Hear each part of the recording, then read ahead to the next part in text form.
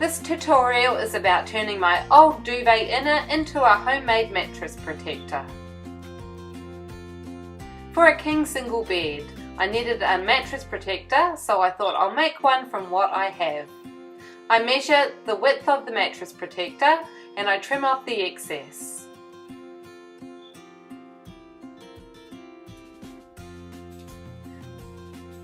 I use the already stitched lines on the mattress protector instead of having to pin it.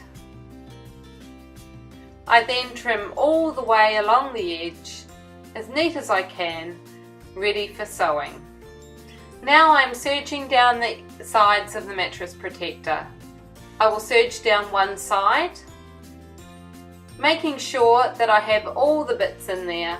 If I've missed any out, I will catch them when I turn it over and serge over the edge again to make it nice and strong and to make sure I've got all the edges.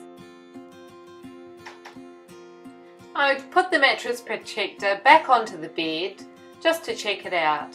Now I measure 20 centimeters from the top and 20 centimeters from the bottom, mark it with a pen. This is where I'm going to sew on the elastic. The elastic I'm using is fitted sheet elastic. I hate using this on fitted sheets, it's not stretchy enough, but it's perfect for this project, and it measures out to be about 1.10 m per piece. Time to take it to the sewing machine. I turn over the edge of the elastic and then zigzag it onto the mattress protector. This keeps it neat. I go back and forth a few times, and this is what it looks from the underside. Pretty secure to me. I put it on the bed, ready to flip the elastic over the end of the bed and over the top of the bed.